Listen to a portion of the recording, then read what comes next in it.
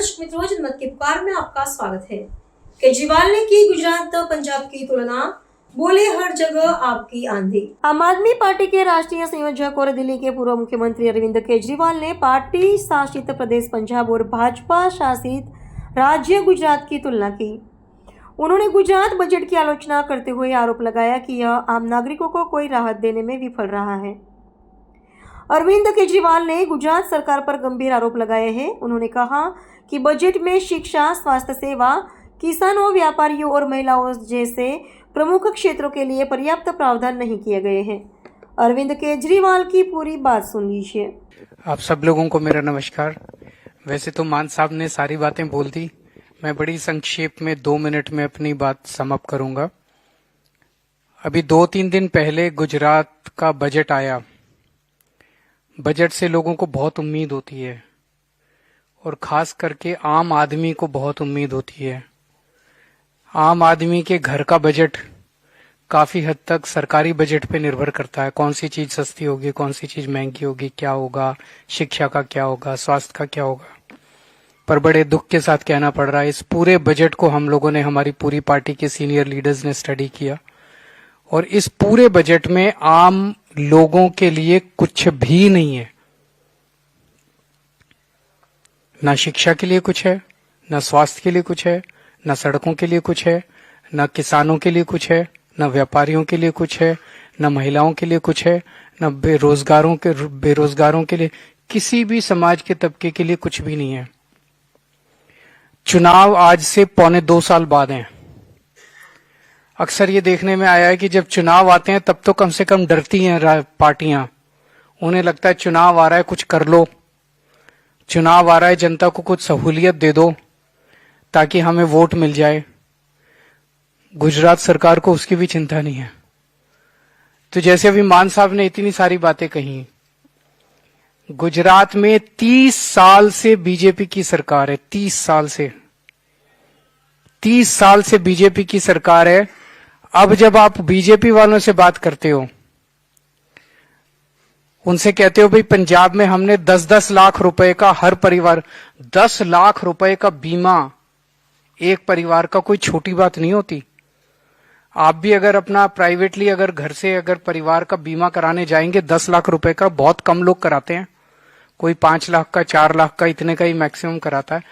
10 लाख रुपए का आप उसमें फोर्टिस में, मैक्स में, अपोलो में इलाज करा लो, जो बेस्ट अस्पताल हैं।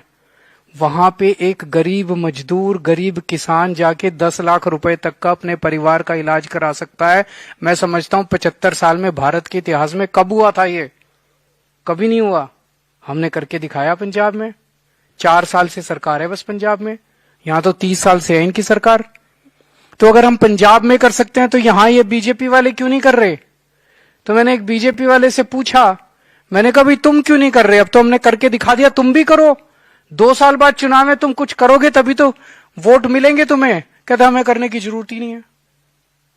मैंने कहा क्यों नहीं जरूरत है? कहता जनता जाएगी कहां, गुजरात के लोग कहां जाएंगे, हमें ही वोट देंगे। इतना घमंड, इतना गुरूर। उनको पता है गुजरात की जनता देख रही है, कांग्रेस वाले इनकी जेब में है।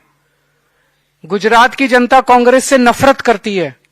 गुजरात की जनता कांग्रेस को वोट नहीं देना चाहती। तो बीजेपी को यह अहंकार हो गया, हमें कुछ करने की जरूरत ही नहीं है। पूरा का पूरा बजट केवल लूटने के लिए रखा जाता है असेंबली में। ये भी लूट लो, ये भी लूट लो, ये भी। अगर हमने 4 साल में इतने सारे काम कर दिए, 24 घंटे बिजली आने लग गई पंजाब में, सड़कें अच्छी हो गई पंजाब के अंदर, किसानों को पहले रात को 3 बजे बिजली आती थी, अब किसानों को अगर दिन में 8 घंटे फिक्स टाइम पे बिजली आने लगी है। गुजरात में भी बिजली नहीं, किसानों को जब मर्जी बिजली आती है। गुजरात के किसानों को सड़कों का बुरा हाल है गुजरात के अंदर।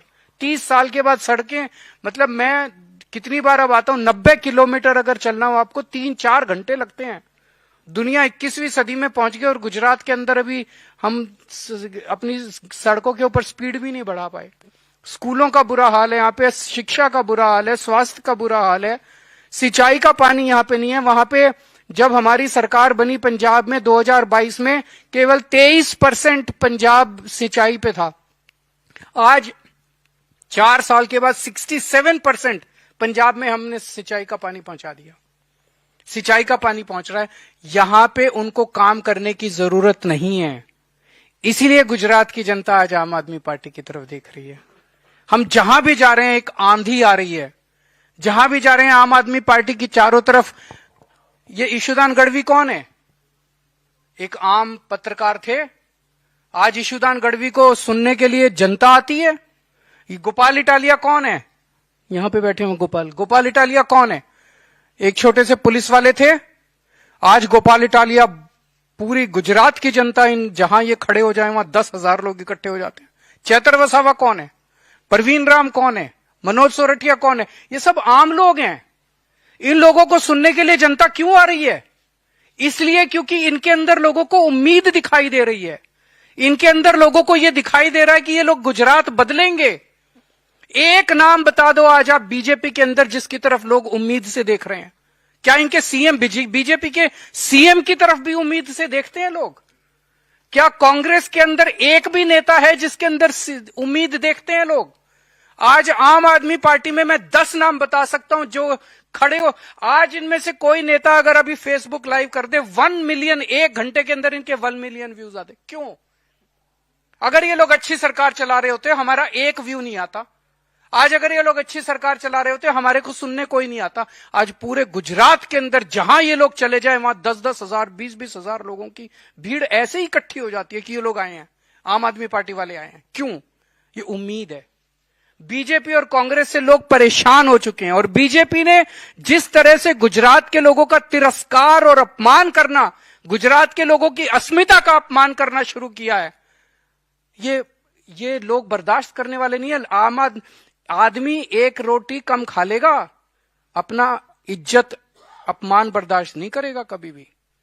जिस तरह से लोग पकड़ पकड़ के जेल में, किसान अपनी आवाज उठाते हैं, पकड़ के जेल में झूठे केस लगा देते हैं, 4-4 महीने जेल में रखते हैं। भेड़ बकरियां समझने लगे, इंसान को इंसान नहीं समझते, गुजरात के लोगों को इंसान नहीं समझते। ये लोग पकड़ पकड़ के जेल में डाल देते हैं, झूठे केस लगाते हैं और कहते हैं जाएंगे कहां, वोट तो हमें ही डालनी। इस बार नहीं पड़ेगी तुमको, बीजेपी वालों समझ लो, इस बार वोट नहीं पड़ेगी। इस बार आम आदमी पार्टी आ गई है, लोगों की पार्टी आ गई है। तो ये बजट इनका गरूर दिखाता है, ये बजट इनका अपमान, अब इनका वो दिखाता है, ये अपमान है। ये बजट गुजरात के लोगों का अपमान है और 1.25 साल बाद जो चुनाव होगा उसमें जनता इसका जवाब देगी। अगर आपके कोई क्वेश्चन है तो आप।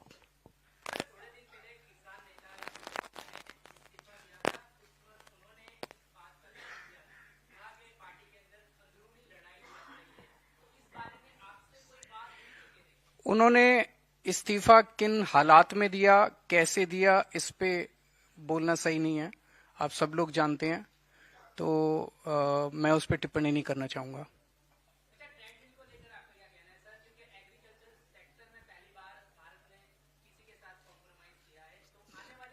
जो ट्रीटी है, ट्रीटी के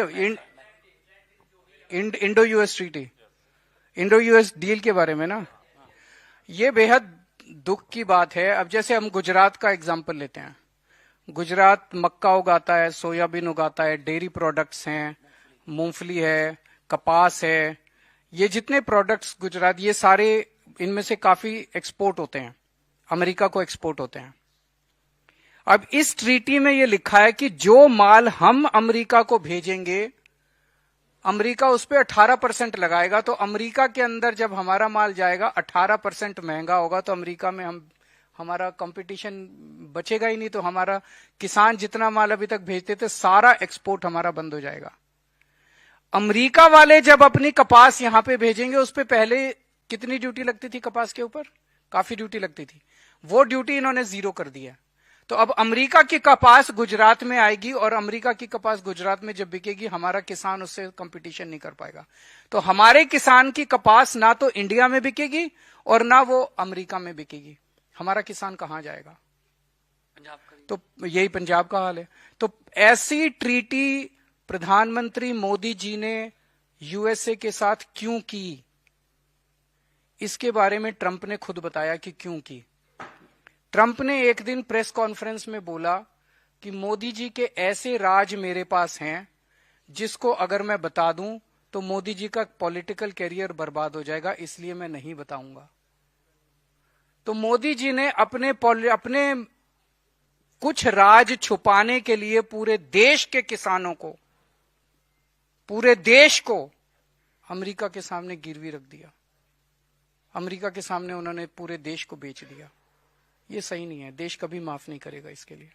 अगर आपने हमारा अभी तक चैनल सब्सक्राइब नहीं किया है तो कृपया चैनल सब्सक्राइब कर लें, लाइक करें, शेयर करें, कमेंट करें। तो मिलते हैं फिर किसी और खबरों के साथ। नमस्कार।